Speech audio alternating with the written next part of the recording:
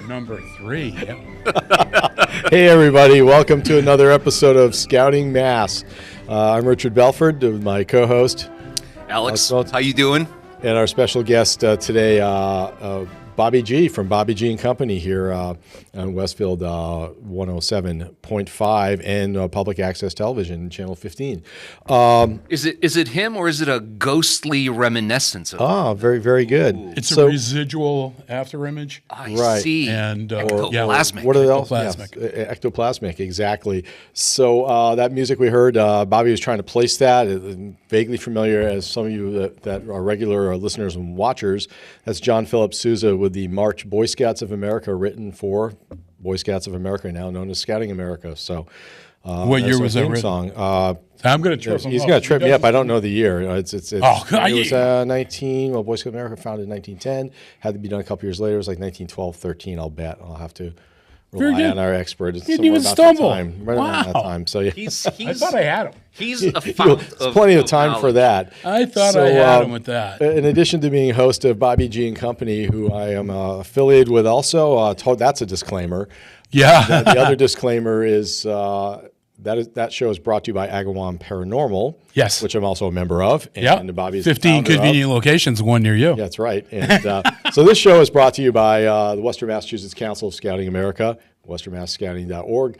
We'll get you some information. We serve young people from grade K through age 20 throughout the 4 counties of Western Mass, developing character, building citizens, and helping create better young people. So that is our mission, our goal. And but today we're chatting with Bobby for a little bit about just some likes, dislikes, some paranormal things that are coming up that affect or tie in with scouting. Yep. And but you were a scout. We talked before when you were young. Yeah, I was never a Cub Scout. Okay. But my uncle was the scoutmaster for Troop 144, which was out of Chicopee. Okay.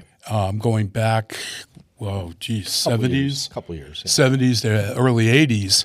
And one of the places that we did go that was affiliated with scouting was up to Camp Moses. Very nice. And I remember going up there. Matter of fact, even before I was in scouting, my uncle took me up there. And there were all kinds of different things happening.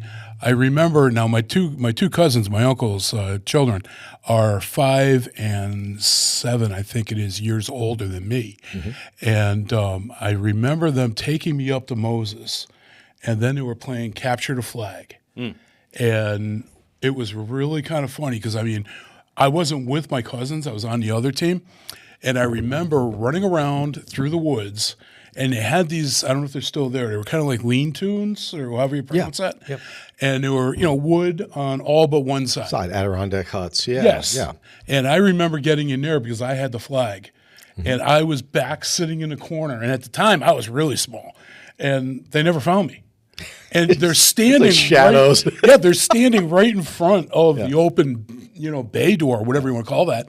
And they were talking. It was like I heard my cousin Clay go, "I just saw Rob. He was over here somewhere."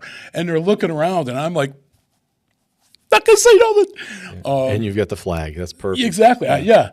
And so it was a lot of fun because, for me, good times. Mm-hmm. So I've got nothing but good juju towards the place. Mm-hmm. And, when now I've known you for better part of a decade now. Mm-hmm. And when we started talking earlier this year about how can we utilize Agawam Paranormal as a platform to benefit Scouting America. And you and I had a lot of serious conversations on it. I think, matter of fact, I can honestly say, Alex, I think that was the one subject that we weren't joking around. And we joke around about everything. Mm-hmm. But this was something that both of us knew how serious this was. Because, I mean, and I said this to Rick, too, when I was talking to Art. He brought me up to the Hoyoke office, and I got to meet Art. And I was telling him, I says, we're going to be doing Channel 40 there this year. And so Agawam Paranormal is doing a series of ghost hunts right there on the property. And I did remember this from my childhood days, that there was a cemetery there on the property. And so we're going to be doing some work in a cemetery. We're going to be working in the manor house, putting all of that together to make you guys a public reveal that you can utilize as a fundraising event. The beautiful part about using Agawam Paranormal for a fundraiser is that 100% of all money, not proceeds, money, goes to you guys. I walk away with $0. And then here's another disclaimer. Agawam Paranormal, for those listening to our show are not familiar, is totally unfunded by any support. It is totally basically free to anybody that needs the services. Based on scheduling and availability of the team. Yes. And part of that too, we have talked about this, but part of that was we recently did a holiday auction night for scouting as a fundraiser back in December. Night out for scouting. Night out for scouting. Yeah, and we had two people won. Charity auction. One of the items auctioned off were guest experiences with the team, and that's kind of where this leads to going up to Moses. We had 2 winners. That includes that person and their guest coming as guest investigators for those 2 events. And then there's the third one, which is the one we're talking about in the fall. That'll right? that'll be in the fall with Channel 4. Okay. And if you want to explain the guest investigator process or experience, how that works for anybody listening. So the first thing we do is when Agawam Paranormal, since it's me, I'm approached by whatever the charity is. There's 2 criteria that I have always, in 19 years of doing this, have always adhered to religiously. The charity has to be one of 2 things.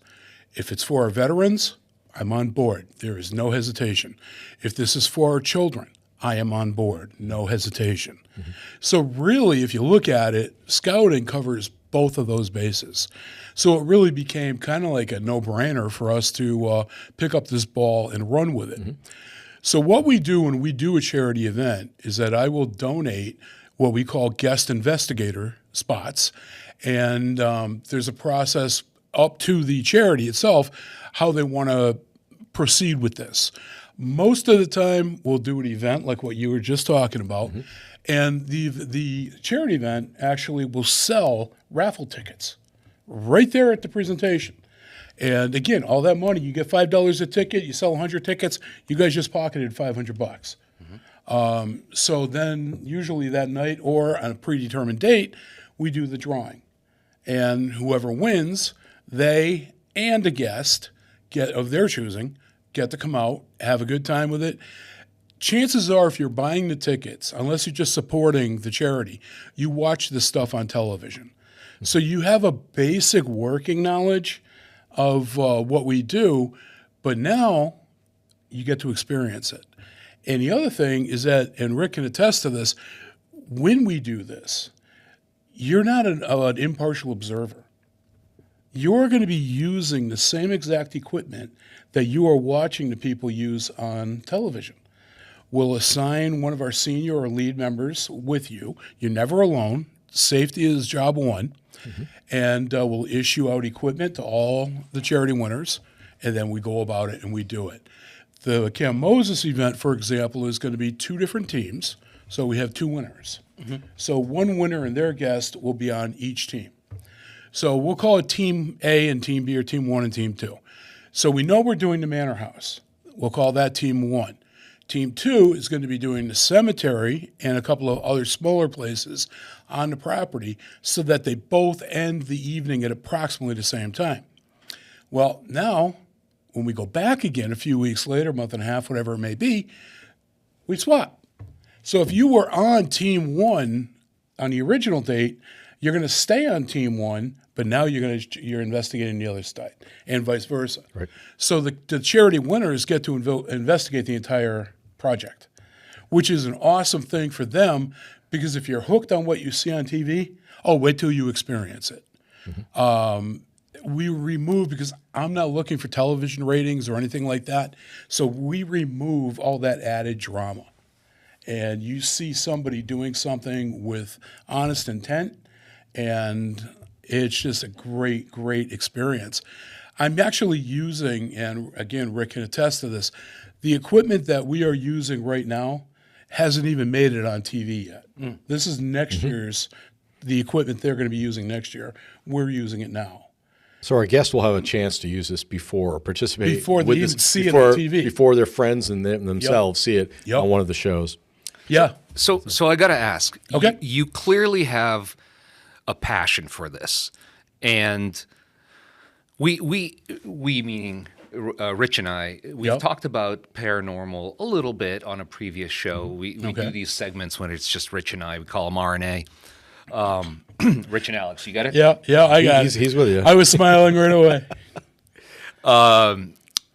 What is I'm an open-minded person. I'm curious, and I know I don't know everything. I don't know one hundredth of everything, right? So not my problem, but my situation is that I have never seen anything that I felt or was led to believe was supernatural. Right? Okay. I've never experienced any of that. I've been around lots of folks all my life. I was born in a different country in Romania.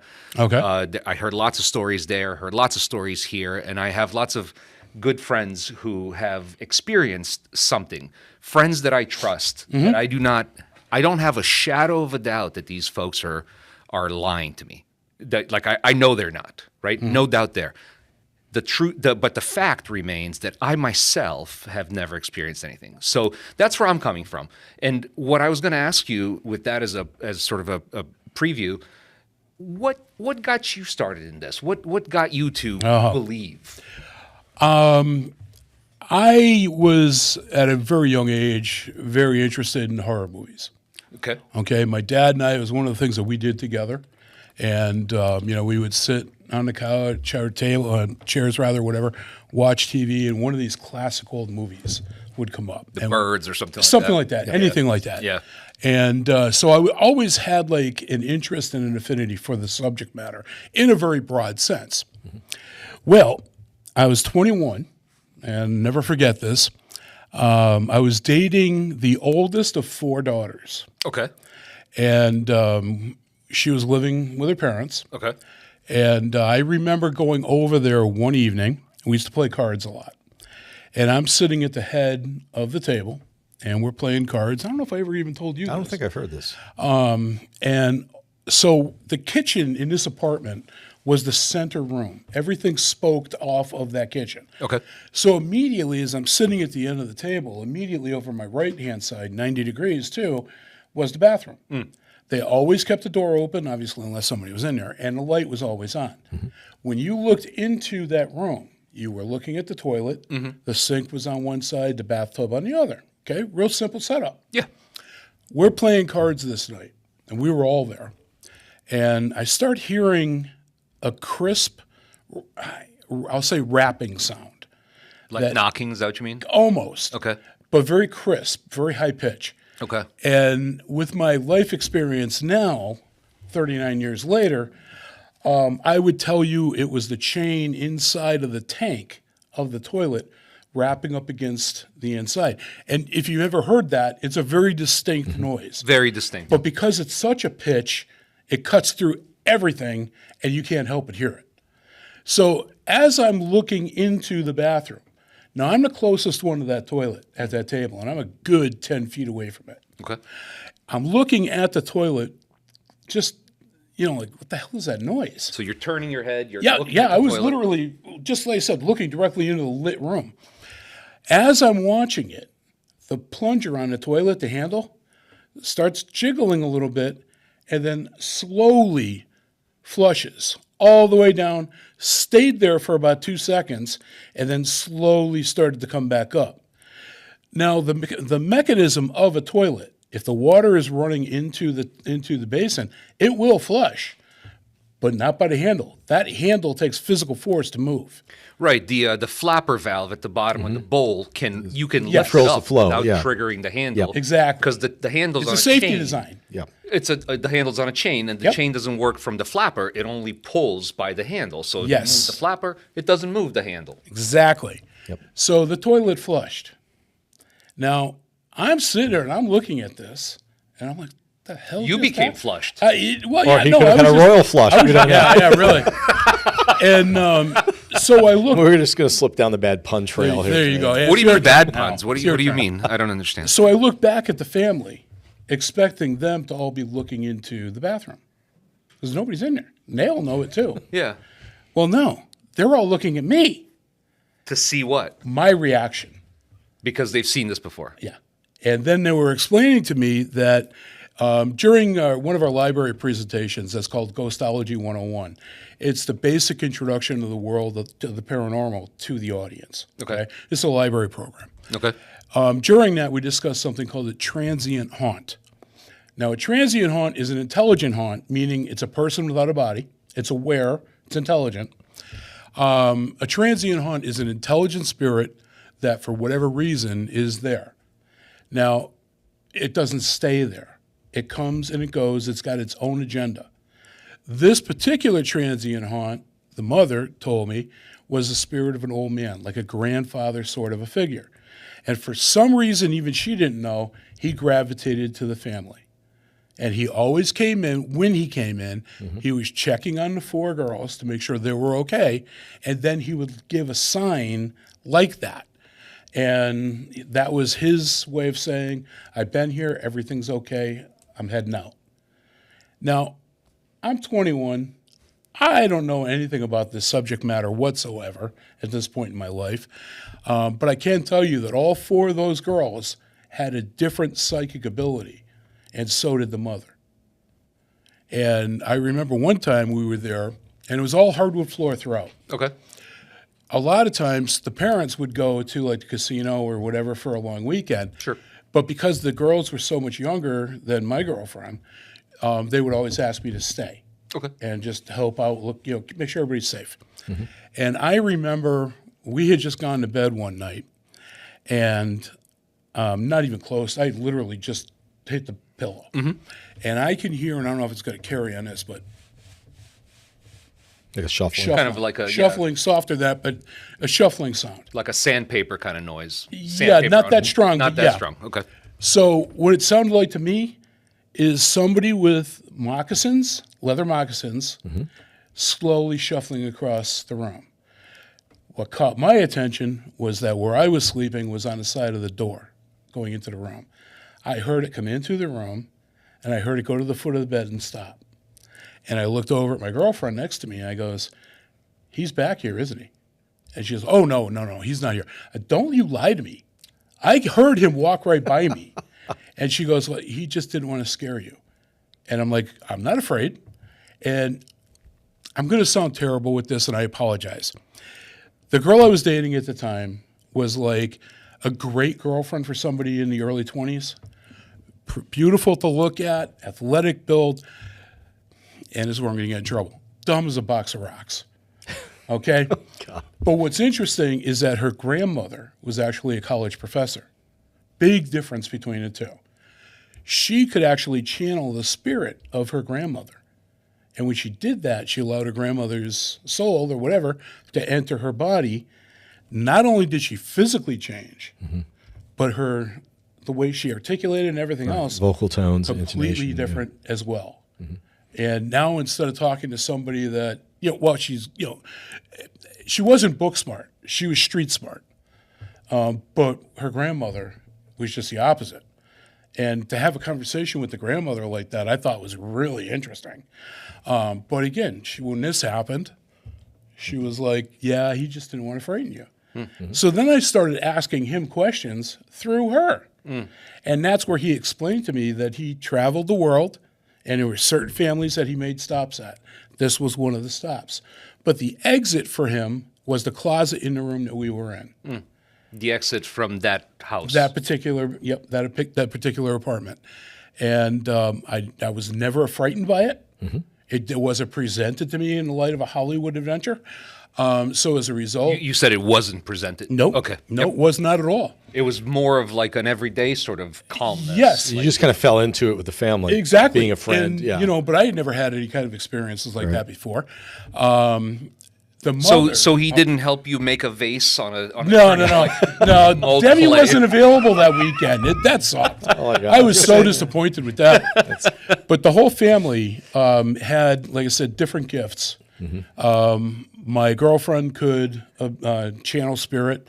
The mother was like crazy. She could actually take a Ouija board, put the planchette on the Ouija board, and sit back and move it. And I remember one time we were there, she was vacuuming because they had to throw rugs on the hardwood. She was vacuuming, the phone rang. She shut off the vacuum, just stood it up. She goes over, she's on the phone. Well, the vacuum starts up again. Nobody's in the room. She goes over, whatever, shuts it off again. She comes back, turns on again. She goes back in, shuts it off, and now pulls the plug. Okay, we're going to nip this right away. She goes back into the kitchen, gets back on the phone. The damn thing starts again. She goes in thinking somebody's got it. One of the kids has got to be messing with her. She goes over. The cord is wrapped around the vacuum exactly where she left it.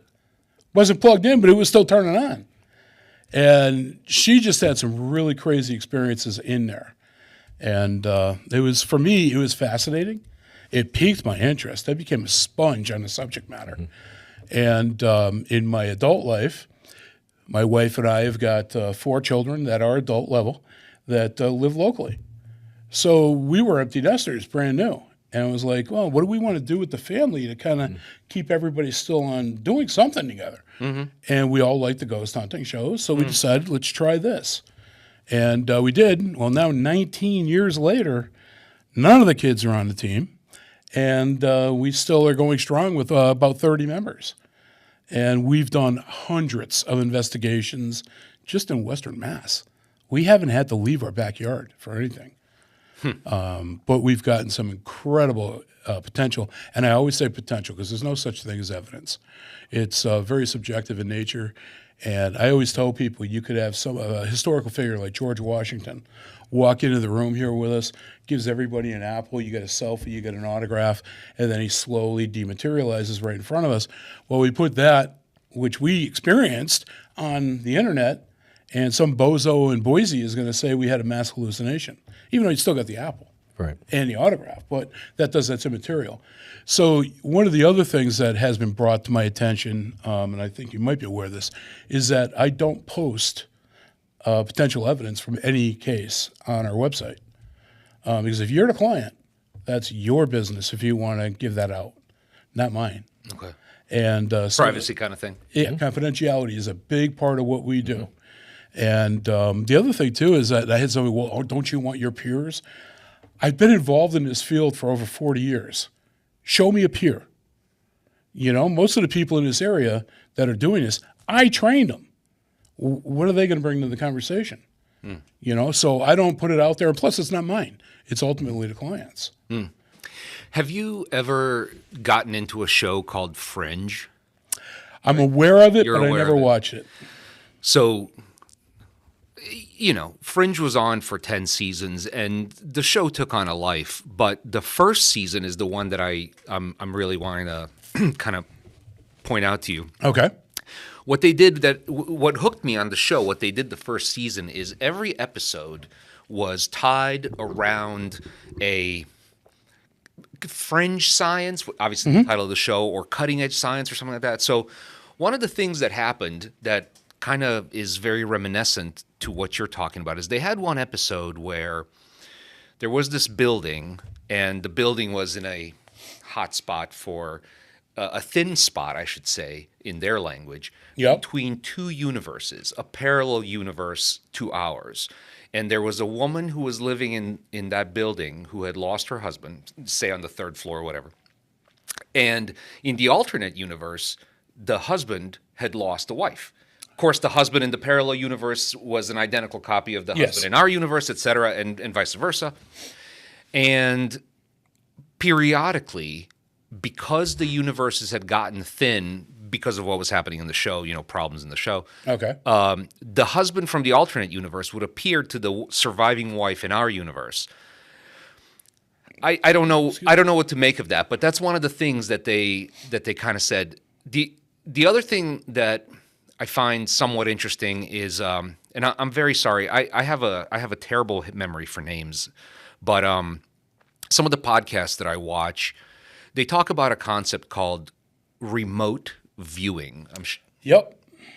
And so you can maybe touch on that, but my understanding is that there are individuals who are more sensitive to this than others, and under the correct conditions with the right focus, they can literally sort of see an event that is occurring far, far away on the other side of the world.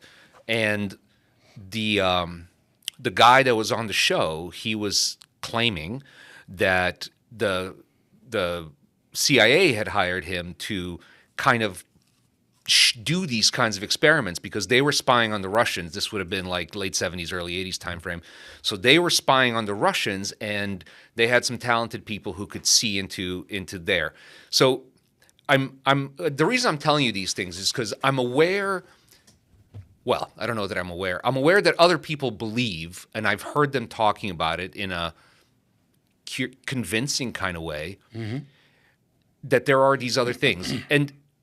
And there are other ideas like the principle of conservation of energy, right? Like that's a scientific principle. We know that a match turns into flame, which is heat, but that heat, in a very real sense, is the wood of the tree, and the heat, the carbon and whatever other gases are expelled by that flame become part of the atmosphere, which are ingested by plants, which die and become earth in which trees grow. So there's a cycle there, and energy is never destroyed. It just changes form. Exactly. So why should that be any different for the types of energy that our minds or our bodies, which are obviously governed by electrochemical impulses, why wouldn't those electrochemical impulses be subject to those same physical properties, meaning the conservation of energy? You want to talk about any of those things ring a bell in your mind that you might want to touch on? Let's start with the psychic aspect. The remote viewing, you mean? Yeah, which is actually considered a psychic ability. Okay. All right. So we're going to go even broader, not so tightly focused initially. Okay. We're going to start off broad, and then you'll see I'm going to compress the circle down to your point. Surprisingly, and you may be surprised by this, I give very few, and I do mean very few, psychics any credibility. To me, if you are a psychic and you're doing readings for people and going to parties and, oh, I'm here, $400. BS, you're not a psychic. That's, if you need to make a living, don't make it in a vampiric relationship with somebody who has suffered a loss and is looking to you for comfort. That's wrong, in my opinion. This is all my opinion. So, I mean, I've dealt with many psychics over the years. We usually have at least 2 or 3 on the team. But these 2 or 3 that I use don't do readings like that. If they can help somebody, they're going to help you. There is no handout for any compensation. If you are somebody that has to be a psychic to earn a living, I cry foul. The world needs burger flippers too. Stop taking advantage of people. Yeah. And that's always been my take on it, which is one of the biggest reasons that since day one with this, money was not going to be an issue. Okay. We don't charge travel expenses, and this is a good one. You may want to mark this one down. We don't accept donations. You can't, if we go out to your house to do something you feel you want to do right, something nice for the team, here's a donation, give you a check. No, I will not take it. You want to do right by my people, if you're the client, have the coffee going. I was just say coffee. Yeah. Just have the coffee going. Yeah. Okay. As simple as that. Okay. But when you get into the point where you're dealing with an unethical psychic, okay, they can do, and I give an example of this, I won't identify the person. I went to see a psychic maybe 18 years ago. That was at a local public library. And I was curious, not to read me, but I wanted to see the presentation. So my wife and I are sitting there in the audience, and she starts spouting off generalizations. The psychic, not your wife. No, the psychic. Well, never mind. He's not going to answer. Yeah, I'm not going to. Yeah, I'm going to plead the fifth on that one. They were like, "Did somebody here just lose a loved one?" Of course, everybody's lost. A loved one. Exactly. Yeah. But when it got down to the nuts and bolts of it, the only person that she could read was the employee from the library that booked her and was there in the audience. Now think about that for a moment. Yeah. The one person that one she had the person most you contact know. with. Yep. I'm not this way. I never say I'm psychic. I profess no abilities in this avenue, but she could easily have taken her name and researched the family. Right. This is all on the internet. And I found it ironic that she was the only one that the psychic could read. Nobody else in the room, and there was maybe 100 people there. Nobody else could she get any detail on. And then she starts reading to the library employee, oh, yes, this person, that, this, that. And she's sitting there like, oh, my God, this is so real. And what was amusing to me was that the library employee at one point was actually on the team. On the psychics team? On Or my your team? Oh, on okay. Agawam Paranormal. And we were talking, and she's like, I don't think the psychic that you're using is legitimate. This one is. And I started laughing. I says, why would you say somebody that's not getting paid for their intuitions has something to gain, but the person that you just paid $500 for a program with, and you think they're the real deal? And I pointed out to her, did you notice she didn't read anybody else in the room? Only you, and you were the only, because you were the only one she knew for a fact was going to be there. I would say 9 times out of 10, somebody coming up to me and introducing themselves as a psychic, not even close. You're not even close. While I am not a psychic, I'm well aware of how they act and how they, put together their intuitions. So I don't buy that. And then let's take it a step further. So we got charlatans pretending to be something that they're not. Now I could throw on the table, I can remote read. I don't even need to be with you or be in the room. You want to impress me with that? You want to validate it? I'll write a sentence on a piece of paper. You tell me, you can't see it because it's a remote. You tell me what I wrote. If you can do that, I'll trust your intuitions. But if you can't do that, now you're playing again. And, we're dealing really, if you think about it, the world of the paranormal is life and death. And if you look at the word paranormal, or even parapsychology is better. If you look at parapsychology, 95% of parapsychology is psychology. The balance is that kind of like fall between the cracks stuff. When we go on an investigation, we've had investigations where the people were just totally wigging out. Our job is kind of almost, and it sounds arrogant, and I apologize for that, our job is kind of like that of a doctor's. Above all else, do no harm.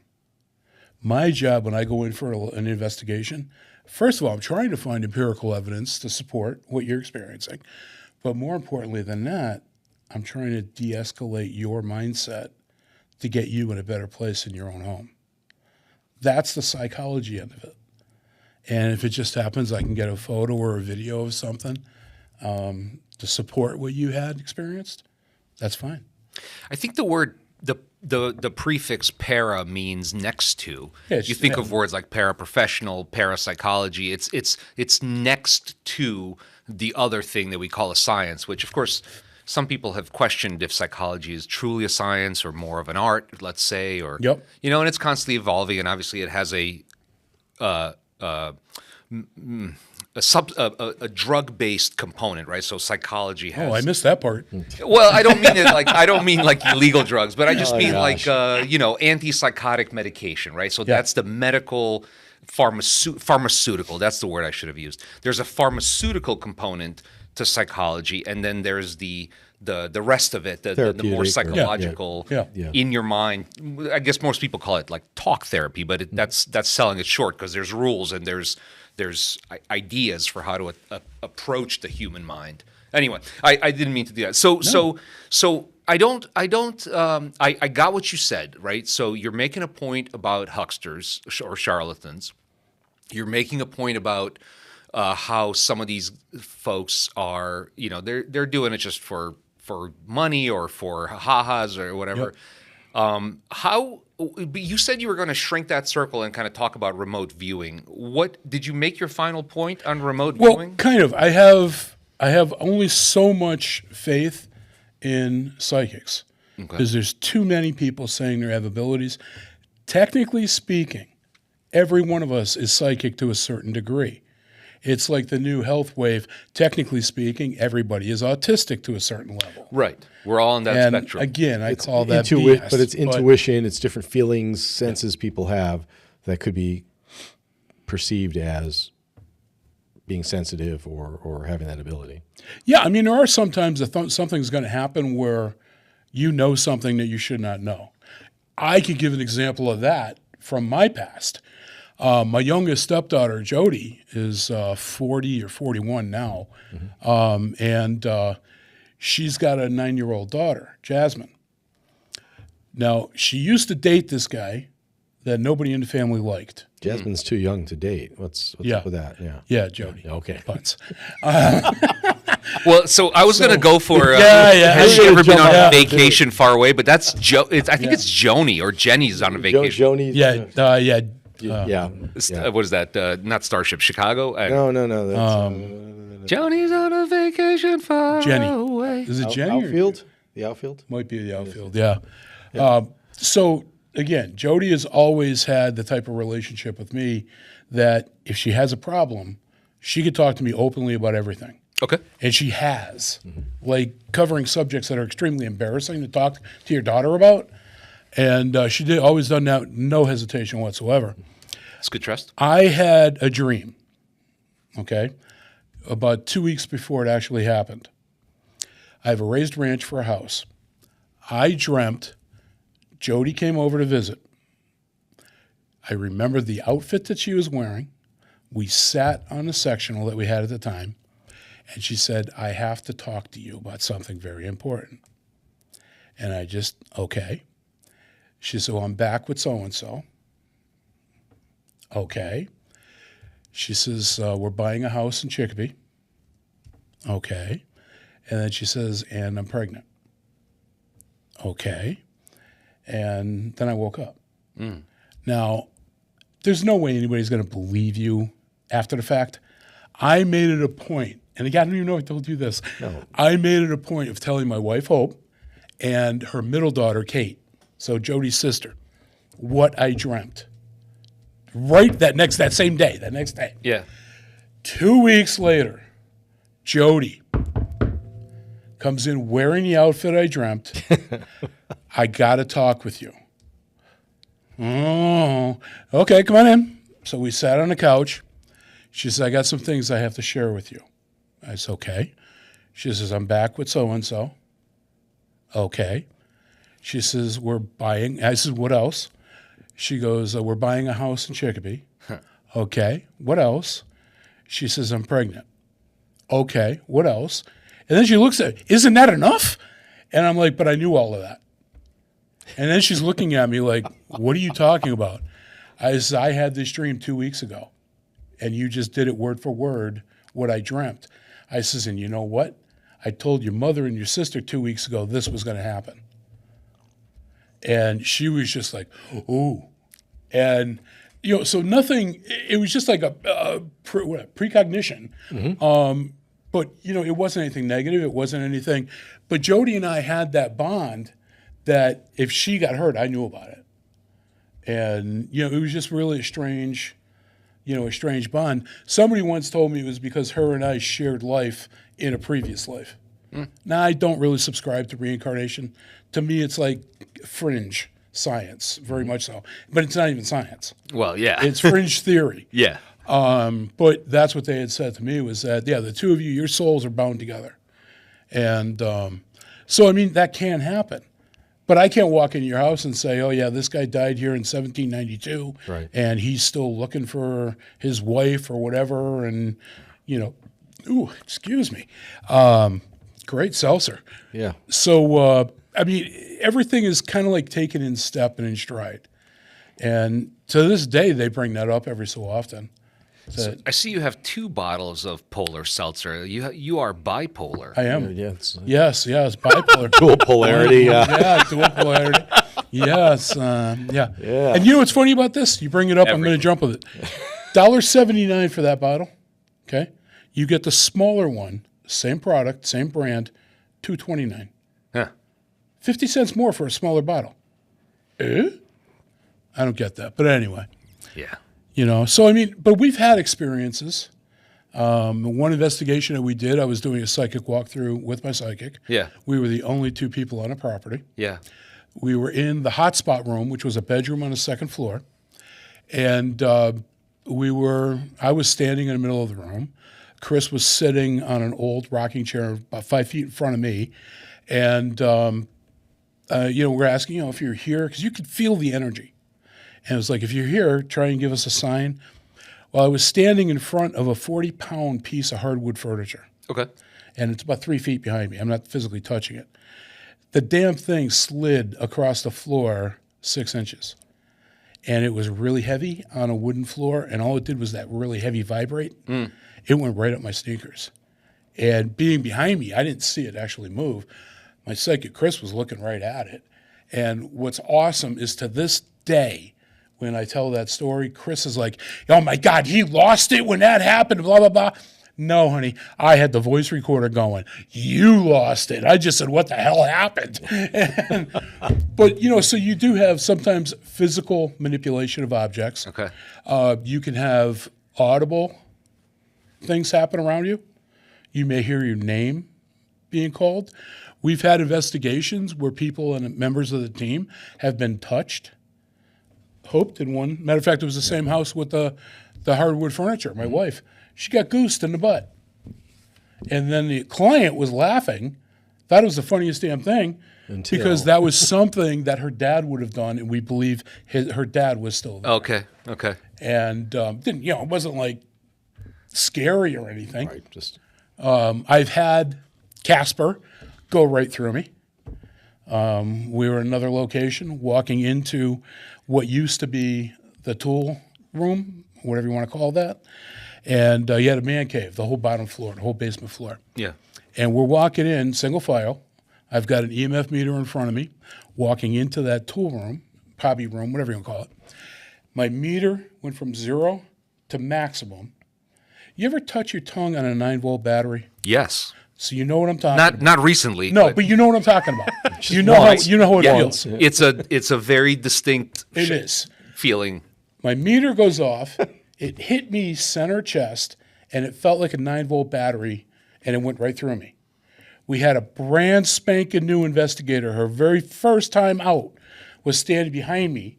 Her meter pegged. It went through her. The third guy in line, his meter pegged, and it went through him. I turn around, because that was the first time I'd ever had that happen. I turn around, I'm looking at Caitlin, and her eyes were huge. And she's just like, she looks at me, and I'm obviously going to censor it.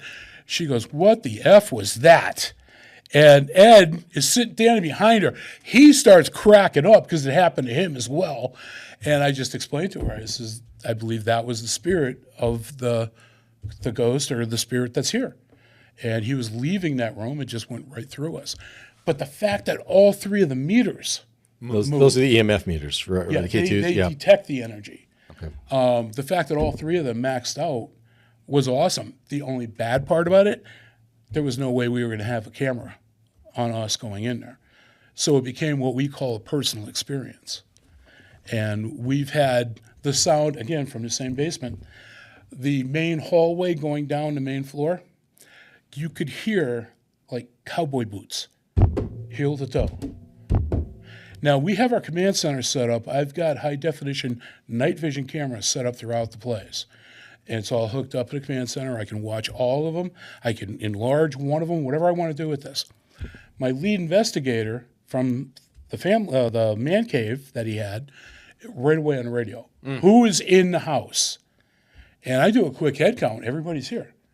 And I'm looking at the first floor. I said, nobody's in there. And he goes, I can hear somebody walking up there with like cowboy boots. And then I'm watching him in the basement, and he's got his audio recorder holding it up towards the ceiling, walking and pacing with it. Now, I have a camera directly above where he's looking, and there's nobody there.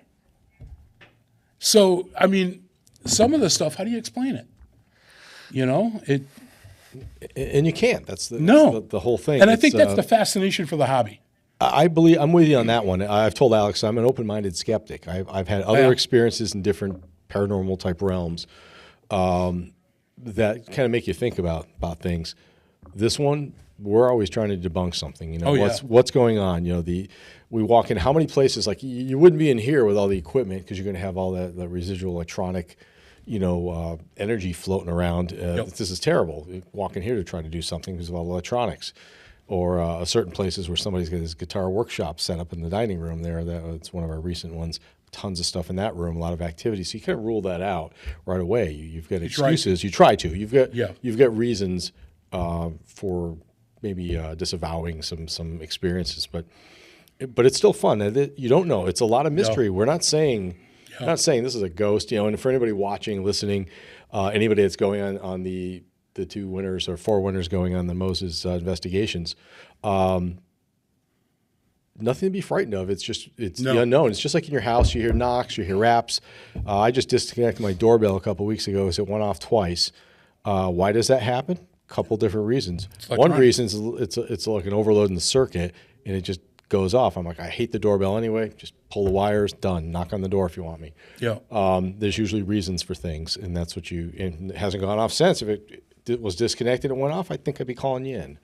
I know somebody you can call. Yeah, exactly. Yeah. I don't want that one. I'll pass that off. Yeah. I'm already booked. No, I'm sorry. You're good for the year.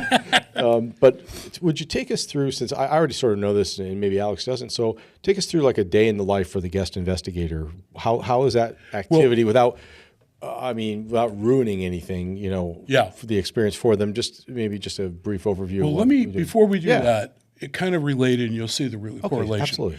But one of the things that you just were talking about, the experience level, you can imagine how even if you watch the stuff on TV, it's fascinating, but the problem is you could shut off that TV and walk away from the experience.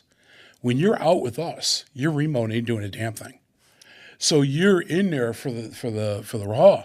But one thing that I do want to put out there, and this is regardless of the Hollywood image, because they are selling a product. That product relies on your emotional reaction, okay? Now I'm talking real world, what we do. You actually have a better chance, statistically speaking, to hit a main lottery 2 weeks in a row than to have a true demonic entity in your home. Hollywood doesn't want you to know that, because that doesn't sell tickets to movies. But the simple fact of the matter is, in 19 years, I have only had one investigation that I brought the Catholic Church into. One. And that wasn't demonic. It was the previous owner who actually built the house, hated people, hated children. Who buys this house after he dies? His worst possible answer. A young family with 2 little kids. He spent months trying to get them to leave. He actually threw the wife down the basement stairs 3 times. We came in, did our investigation, because there's children involved. You know this. It automatically becomes an emergency case. We're not talking about 2 adults trying to figure something out. We're talking about 2 children who are being impacted. Whole different priority. We go in. I was able to actually capture, in my team, I don't want to just say me, we were actually able to capture potential evidence supporting their experiences. Now, they had all gotten to the point where they were so afraid, they had all brought their mattresses into the living room. They were all sleeping in the living room. We came in, we did the investigation. I had a priest, a Catholic priest that was out of Springfield, reached out to him, explained the situation, and he said, okay, I'm willing to get involved. Now, we're not looking at an exorcism or any of this Hollywood stuff. All we wanted was a simple blessing of the home for the family. Real simple. And he agreed immediately. No problem with that whatsoever. Now, what's interesting with this is that, again, the psychological end of things comes into play. In order for a blessing to work, I can't request it for you in your home. Symbolically, you have to take control of your home again, which means you have to speak to the priest and request a blessing. I can line up all those dominoes for you, but you're the one that's got to flip the first one and make it go. That's what happened. I set up everything for the woman. She called the priest. He was going to come over the next day. Now, normally, you get a priest coming in, they're going to bless a house. They come in with the holy water, do a little dominoes, no biscuits, and it's done. And then they leave. They're in and out in less than 10 minutes. Well, he knew the situation that the family was in because of the report that I gave him. and then the conversation, because you could tell she was being emotionally very distressed. He stayed there visiting for about an hour, really going to all the nooks and crannies of every room and making sure it was very thoroughly blessed. So now, 2 days later, she calls me. We're on the phone. And I said to her, I says, hey, how did it go with the priest? She goes, Bobby, she goes, it felt like somebody flipped a light switch and everything in the house changed.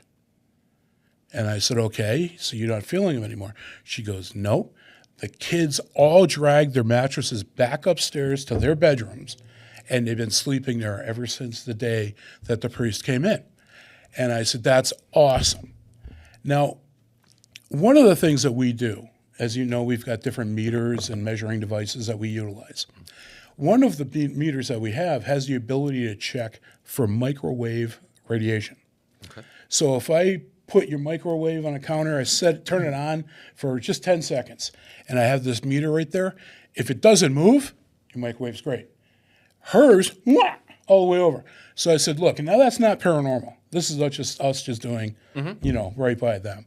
And I told her, I says, you want to get rid of this as soon as you can. I said, it's like there's no gasket left at all. Mm-hmm. And so she did. She told her husband, go to Walmart, get me a new microwave, and he did. Of course, he got the biggest and the best one that they had. She loved that. So while I'm talking to her 2 days later, she's telling me, she goes, I only have one regret on having you guys come in. No problem. I'm like, a regret? What are you talking about? How can you have a regret? As this literally went 100% the way you needed it to. She goes, yeah, but now I don't have an excuse not to go do the laundry. And I'm like, okay, you got me. I admit it, you got me. That's good. But that is the closest thing to a negative spirit. And now we believe the spirit of the guy that built the house. He was just a jerk in life, and he stayed that way in the afterlife. And but beyond that, in 19 years, hundreds of investigations, we've never, other than that one time, brought a priest or any representative of any religion in. Because I'm Roman Catholic. I'm not practicing, but I am Catholic. If you were Jewish, for example, or any other that differing faith from Catholicism, me doing a Catholic ritual wouldn't mean anything to you. So it wouldn't help you. But now I take into account your religious beliefs, and I come up with something that fits your system. And now it means something to you. And that's what matters. It doesn't matter if it means anything to me. It has to matter to you. And that's just part of the stuff that we do. That's, like I said, kind of like the psychology aspect of it. And but yeah, I couldn't believe we got as much supporting evidence in that one home as we did. Like I said, one visit, I had enough to convince a Catholic priest he needs to intervene in this location. Mm-hmm. And he did, but he did it in spades. Oh my God, usually, like I said, 10 minutes, they're all done. He was there for over an hour. And then he engaged the family in conversation and really de-escalated using faith. And when he left, whole different location. And to give you an example of why this case is so important, sometimes we deal with people that are extremely professional in their own right. The husband in this case is a West Springfield police officer. His world and his life are black and white. There's no place for gray. Gray gets him killed. And when she got thrown down the stairs for the last time, the third time, he went down, he helped her, got her back upstairs, and he said, look, just find somebody who knows what they're doing. Bring them in. Now, so we finished with them, and there's just one little tidbit left to this. We finished with them, and I'm talking to the wife on the phone, and she's telling me that I'm assuming, and I know what they say about that you've heard of Ed and Lorraine Warren. You're asking me? Yeah. Is Lorraine Warren the woman that Peter was talking about that one time? That she Different person. Different person. No, I have they're not. a famous couple from Connecticut. Go ahead. Yes. Yeah. Ed is supposedly the only non-clergy demonologist on the books. He's passed away many years now. And Lorraine was supposed to be, again, never met her, supposed to be a psychic. Very, very powerful. Well, okay. I've heard of them. I had the opportunity to go to dinner with Lorraine. I was too busy. I couldn't do it. We had way too much casework to do. And so talking to the client, She goes, yeah. She goes, I know Lorraine, really good friends with her. And I'm like, okay. She goes, I was talking to her, and she said, I got this guy, Bobby Goff from Agawam Paranormal, and he's telling me this, this, this, and this is what I need to do. And according to her, I didn't hear the conversation. Lorraine told her, she goes, I know who Bobby is. How the hell does paranormal royalty know who I am? And she says, he is telling you exactly what I would say. Do whatever he tells you to do. And she's telling me this. I was floored. It's like finding out your favorite actor knows who you are, you know? And it was very humbling. And this is always very humbling for me. And you'll hear me say this if you ever go to any of the library events. I tell you flat out, I'm nobody special. I'm a schmuck with a really cool hobby. And that's how I see it. Mm-hmm. And so I don't have a big head about this or anything like that. You know, my team's been around for 19 years. That's unheard of. But it's because we care so much about what we do. And, you know, there's a time and a place for everything. We'll fool around and have fun because we're not getting paid for it. But, again, time and a place. And we always are aware of the atmosphere, for lack of a better term, where the client is concerned. And that's job one. You know, it's like we were talking about earlier with professional wrestling. Your first responsibility is to make sure that your partner doesn't get hurt. Mm-hmm. And that kind of plays into that doctor mindset. For us, it's do no harm. And we've had a lot of fun. I've had a client one time that was wigging out during the investigation. And they had a detached garage, 2-car garage, but like 2 deep, so it was huge. Uh-huh. And she had a man cave up above it for her husband. And so he had the pinball games, the pool table. It was awesome.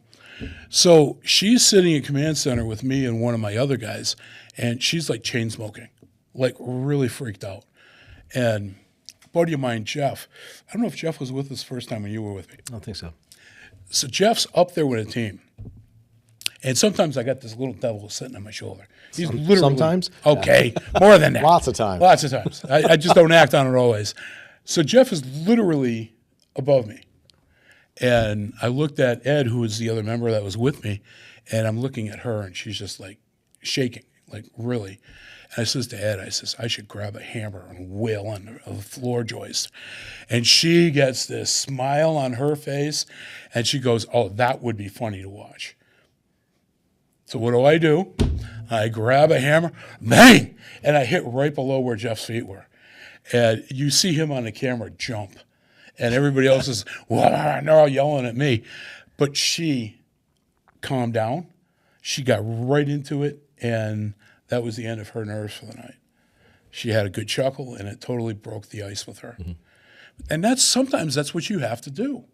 You know, you've got to be able to, again, put that client first. You don't want them wigging out. The other thing I've said to these guys so many times over and over again, we're leaving in 6 hours. They aren't. Don't rattle any cages. And when we do audio, and you'll see this if you ever come out with this, if you're with us at Moses, we do audio work, which is where we're using a digital voice recorder. Mm-hmm. We're asking questions. And then when we play it back later, sometimes we have answers in between our questions. That's called EVP, or electronic voice phenomena. When we do EVP work, my people are all trained to speak as if they're talking to your grandmother. The level of inherent respect that would go into that conversation is never going to offend Casper. And then I follow that up with, look, you can't see Casper. Do you really want him pissed at you? I mean, come on, really? The reality of the situation, we're here because we believe in this stuff. Mm-hmm. Not necessarily that every place is haunted, though. There's a difference. But we've all had experiences to one level or another. So for us, okay, we know there's something. What it is, don't know what it is. Couldn't tell you. I honestly can say to you, and this might be another surprise, I am not qualified to tell you what it is. Regardless of all the things that I've experienced in my 60 years so far, I can't tell you why things happen the way they do. And again, when I have those answers, well, I won't be able to share them because I won't be here anymore. So, but I am going to haunt him. Well, that's fair. We figured that. fair. Yeah, Yeah. there'll be two of you now. We'll yeah. be doing a show, one of us from the spirit world. Yes. So yeah. I think Peter's gonna want to go home to his family pretty soon. So Right. Nah, she paid me $20 to keep him here. is that right? Yeah. Is that normal or paranormal? For Pete, I'm on a payroll. That's occasionally, so it'd be paranormal. The wife has got me on the payroll. Here, $20 every time. So you're doing. Let's just tell the audience one more time. You're doing an event at Moses. Yes, really excited about that. What's the date? Well, it's actually kind of a closed thing, so it's not open to the public. So we don't need to really advertise that. The people who are involved, sorry to No, I'm glad you were people doing who are involved are notified. They know what date that is. Oh, Yeah. You can be notified. Yeah. Okay. You can go. I'm always looking for volunteers to be duct taped to the wall in the basements. And you have that's a choice weird of blue or because I've been tan. looking to be duct taped to a wall. And in you the have a basement. choice, like Rick just said. We'll even give you the choice of color of your duct tape. You're kidding. I'm just saying. He's not even fighting about it. Like No, the he's two not. women were arguing about it on the team. We- Yeah. We were at, there's zero Recently. confidentiality. You know Kenny from here. Have you met Ken? Yeah. Oh, Guy yeah. hates spring. Ken and I are really good friends. Okay. Yeah, Kenny and I were just Battle joking about of Springsteen because I guess he's not a big fan. Yeah, And no. I of course like Kenny's house is haunted. And he brought me in 2 by years. Kenny. No. Oh. He brought me in 2 years ago. And so we go there every so often and just try and get collecting more and more. And he's actually working on a documentary featuring the investigation of his home. So we're in Kenny's detached garage for Command Center. So that's our start point, and that's our end point. And teams will go in, do their stuff on a floor, come back, we download, repeat. Well, talking about the duct tape. Now, you know Neva. I do. Okay. Neva was brand spanking new on the team. It's her first time out with us. And I've got another girl from the team, Kirsten, another young girl. And we always joke that the new person is going to get duct taped. Okay. And I got to tell you, these girls have got an incredible personality. And it's beautiful to work with them. So I start busting Neva's chops that we're going to duct tape her to the wall in Kenny's basement. Kirsten is there that night. She is sitting on the floor in Command Center, and she starts having a temper tantrum, pouting. And I'm like, what's the matter with you? She goes, you told me I could be the next one to get duct taped. And then we're all dying laughing. Well, Adam, who you haven't met yet, but you will. This is turning family unfriendly. Oh, no, it's great. It's all a joke. We're never going No, to I duct know. tape. Of course I know. Yeah, your ghost So- mate. Come. Yeah, get me, exactly. and I didn't stick to the think you wall. literally meant Yeah, it. no. So, Although I would recommend Gorilla Tape. Very strong. I've had great luck with it. okay, keep that in mind. So Adam is taking care of equipment, all right? And he's getting stressed out because there was a lot of equipment out. Neva is sitting on the floor. Wait. Here's what he's upset about. Essentially that. A rubber band or a twisty thing. Twisty tie, yeah. Yeah. So he's just having a bad night, really stressed out. Neva's sitting there, again, her first night out with us. She's sitting there and she's watching Adam and she goes, Adam. And he turns around, yeah, would you like a Snickers? Everybody paused, took a collective inhalation, and then started dying laughing. And even Adam did. He thought that was the So if funniest nothing damn- else, you're going to have a great time. Exactly. Even if no chains rattle. Exactly. It's a great activity. It's a really good hobby. I would think that people that lean my way, that Slightly to the right. forward. Oh, forward lean. Yeah. Oh, okay. I would think that people who are skeptical, I would think that it would be perfect for people who are skeptical to come with you to see what they experience, to see Yeah. what they do. Because, you get what I'm trying to say, right? Yeah. Like I'm the biggest skeptic on the team. Casper has to hit me in the head with a baseball bat for me to even acknowledge it. And if we do the reviews afterwards, so we look at Yeah, the couple of days later. video, audio obtained, we watch that, and we're critiquing ourselves. Mm-hmm. And somebody will say, "Look, there's something right there." We all gather around, run the tape back, screen 4, whatever. Like, nope, dust, whatever. That light there, that's a flashlight because I was out in the hallway around that time behind that wall. We debunk everything we can, and that's. part of the fun, because sometimes you do find those things, as Bobby said, that you just don't have an answer for. You don't know what it is, but you've gone clearly through trying to eliminate the obvious or the Yeah, and I could tell logical. you during How review. does somebody obviously Agawam Paranormal? You have a nice shirt. .com. So it's Agawam Paranormal. Paranormal, That's what the sweatshirt is. Paranormal. Yeah. Paranormal.com. That's that's the website. Yep. That sounds like a lot of fun.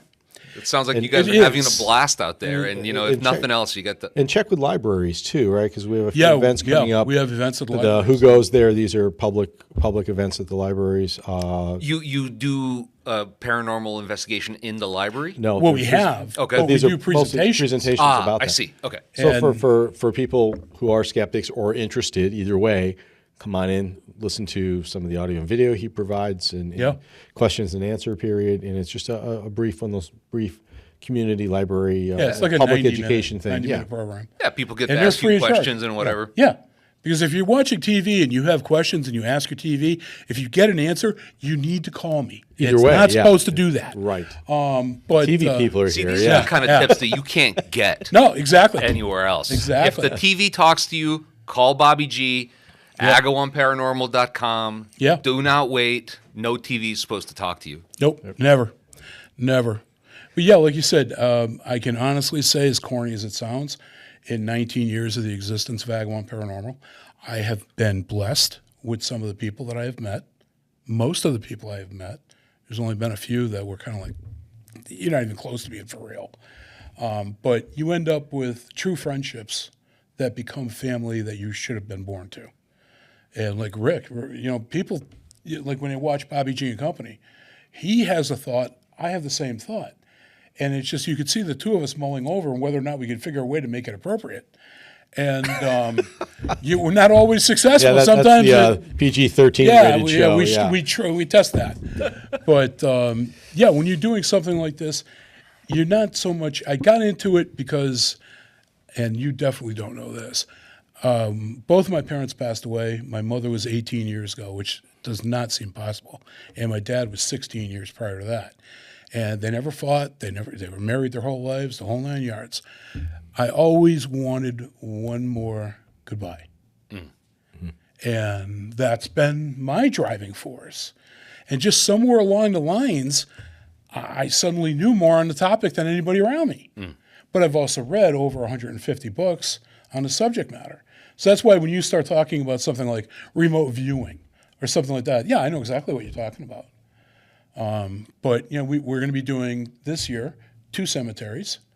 We got the one on Moses, and we'll be doing one in Wilbraham. I don't expect a lot from cemeteries because short of something called object attachment, that if something may have been buried with you, there's no reason for your soul or spirit to stay in the cemetery. Okay. You would probably go with friends or family or So your childhood home or your workplace, something that has meaning to you. Not a great place Yeah. to haunt. So to Yeah, speak. exactly. Exactly. Not your usual haunt. The neighbors are all just dying to get in. But That's why there's a fence around it. that's Forget it. that part. That's it. But I know we're doing 2, and this is something that you being affiliated with Moses, you might see what I'm trying to do here. Yeah. One of the things that we do on any investigation is try and figure out how to increase our chances of getting Casper to communicate or to let themselves be known. Now, you think about it, you kind of like throw ideas back and forth between your ears, and sometimes it sticks. So I came up with the idea because I knew we were doing cemeteries. So we have D2, which is a cleanser that is used on antique stones because it doesn't damage it. And then you just use a gentle stream of water to rinse it. But it cleans all the surface of it. Moss and The moss, the mold, any of that. It's going to be a beautiful stone again. We bought that. We've got a bottle of that for Moses, and we're also going to use it in Wilbraham. What's the idea behind using this? Well, I'm going to put you in this for a minute. Okay. Let's say you're an intelligent spirit. Okay. Sounds implausible. I know. It was a reach. I think I might have said that. But you're aware of your surroundings. Okay. For whatever reason, you stayed at the cemetery. Okay. Now, you get somebody to come by at midnight and they're trying to talk to you. Who the hell are you? You don't mean anything to me. Same people go at noon. We use the D2 on your stone. We start cleaning up the stones around You're basically doing something nice, hoping that they'll reciprocate. Exactly. Honoring Again, the their psychological lives, aspect of things. We're hoping that Casper will see us come back later and be like, hey, I remember these guys. They showed me respect. I might give them a little something for that. Thank you, And that's what we're hoping for in both locations. Now, I also have an experience. My wife is a huge, nature fan. She has a real green thumb. And if, God forbid, but if she ever passed away and you visited her tombstone and cleaned the moss and, lichen, whatever off of it, she would be upset with you because she loves moss and lichen. It's a natural growing plant, so she wouldn't want you to clean it All right, up. we'll do all the ones around her. Do all the ones around it. And, yeah. Leave that one alone. Don't touch that. Well, one of the other things that we work between January and Thanksgiving. When you get to the holidays, I don't expect anybody to take time away from their families for this unless it's an emergency case with little kids. Beyond that, we have a 2-month period where we're doing nothing. That's great, do what you got to do. But when that downtime is occurring, that's when I start coming up with new ways of using old equipment. Okay. That's where the stone idea came from. Oh, okay. We also, do you know what a Tesla coil is? I think I do. I'm not 100% sure, but it's basically a coil of metal, usually copper, that prevents. I forget exactly how to say it, but it prevents certain electricity from going into the coil or coming out of the coil. How badly did I explain it? It has to do with electricity. There you go. You're actually I think you're referring to as a Faraday cage. A Faraday cage. You're right. Yeah, I'm that's referring using to- engineering. Yeah. I've only read one or two things. Hey, on whoa! I got one. Faraday cage. Your automobile is a Faraday cage. That's right. That's Yes, why you're the that's why safest place in not a the lightning tires, storm. It's the Faraday cage in the body. Yep. So, no, a Tesla coil is basically, they have one at the Boston Science Museum. It creates lightning. The Boston Science Museum is like 30 feet tall, and it's lightning bolts. That thing's cool as hell. We have one that's about 8 or 9 inches tall, and it does a similar function of pumping the atmosphere with energy. The theory is that spirit energy, Casper, can absorb that and be able to do something. It strengthens them. Maybe grow stronger and be able to talk. Be able to you or manifest, something. do something. Yeah. So I took that basic principle, which we've had Tesla coil for years. Well, I'm a big Halloween guy. We do up big time for the kids, and I always have, and it's just something I take a lot of pleasure in doing. Well, this past year I had to buy 2 fog machines, 2 new ones. Okay. Well, the new ones have LED lights on the bottom, Okay. so you could change the color of the light. Yeah. So we're outdoors in the cemetery. We're going to put the Tesla coil on the ground and then back away, maybe 4 or 5 feet, something like that. Put the 2 side by side with the lights underneath, the LED lights being green. The reason for green is that with a standard camera, not infrared or full spectrum or ultraviolet, anything like that, standard camera, green films really well. Oh, okay. So we're going to have the Tesla coil going, the smoke going at the Tesla coil with the green lights. Behind it, I'm going to have a really good camera on a tripod filming in regular, regular film. Regular light spectrum, Exactly. not IR. Yeah, or anything. regular everything. And taking into account, okay, we already talked about the Tesla coil, jazzing up the environment. Now I'm giving fog. That's a physical medium. So if something's moving in that physical medium, there might be may show. a trace. Yeah, we may be able to see a shape, maybe a shadow person. Maybe we'll get really lucky and see a face coming through. That would be exciting. And we've got the camera. But this is the type of an experiment that nobody is doing because it's something that came out of my mind. And, So it's like trademarked, basically, it ought to be. Talk to Alex about that. Yeah. Yeah. Patent pending. Patent pending, there we go.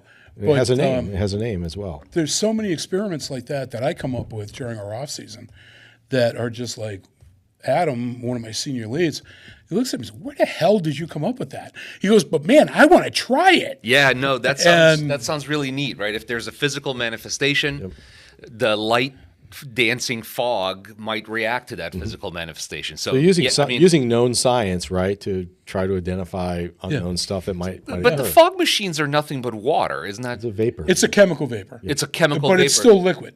But does the Tesla coil, may there be a reaction? Because Tesla coil, is that static electricity? It's not AC/DC voltage, right? It is a DC charge. It's like lightning, right? Lightning is static electricity. Yeah, so I guess it would be, static electricity sort of a thing. So it may conduct through that gaseous fog that you're making.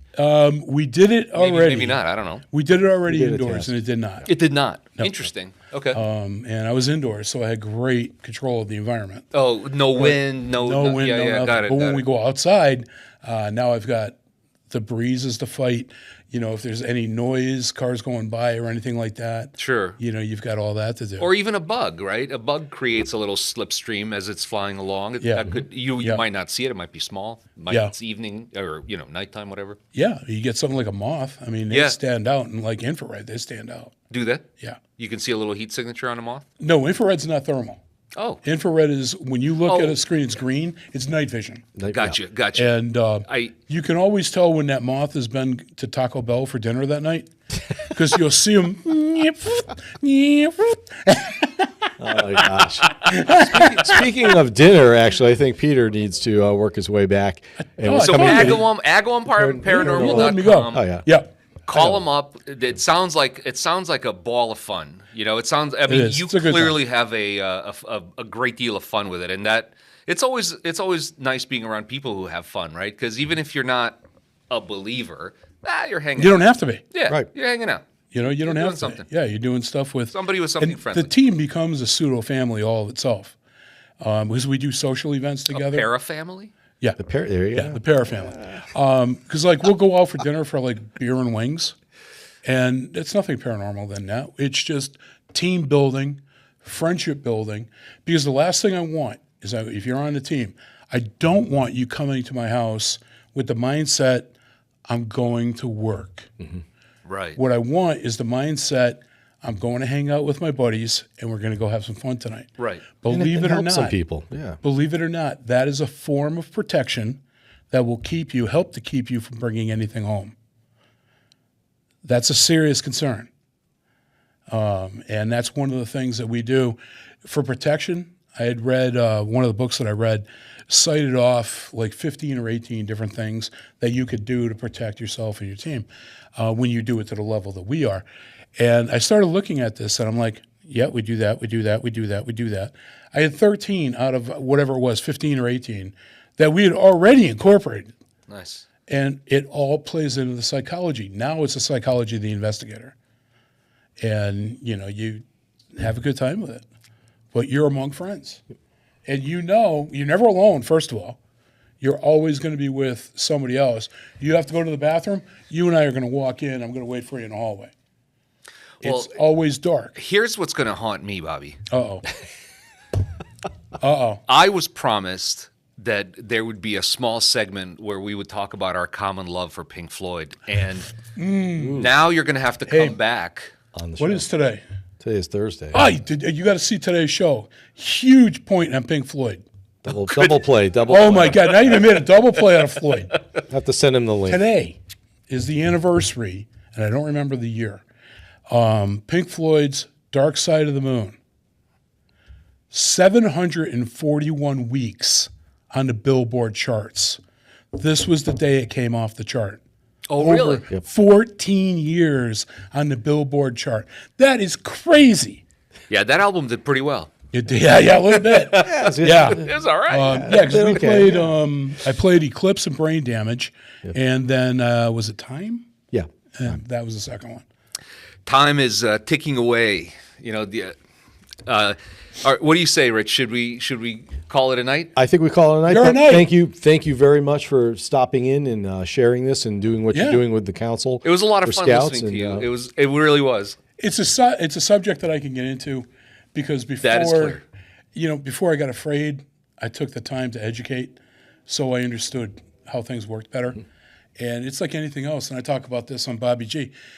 Don't take the word of somebody. If you're curious about paranormal investigations, and this is, I use it for politics. Look it up. Spend a little bit of time. Don't try and read War and Peace. Just scan through a few things. And this way here, you're going to see your thoughts start to coalesce and open your eyes to the way that some things can be that on the surface, I never would have guessed it's like that. And so, just allow yourself the opportunity to learn something that's different that you didn't know today. And eventually, you end up, a lot of things, and it's a lot of fun. It's a great hobby. And Or at least you end up more open-minded, right? well, yeah. And for me, if you're bringing somebody on a team, you have to be open-minded. I'm not saying every time there's a creek, you're going to jump on the Casper bandwagon. No. But once you eliminate all of the natural possibilities, you're open to the possibility, again, that it might be something different. Understood. And which is one of the reasons why I always have the client with us during the investigation. Unlike television, the clients are what I call site-specific experts. They have forgotten more about where we are than I will ever know. That's just the water heater. They're going to know Exactly. the nooks and crannies. You hear a and the noise. little nuances of their home. Exactly. Gotcha. Big time saver. Well, you're going to have to come back because Yeah. obviously you got more to say, and we're on a little bit of time crunch today. Yeah. We started late, but thank you, Bobby G. Peter, will you play us out? Thank you, guys.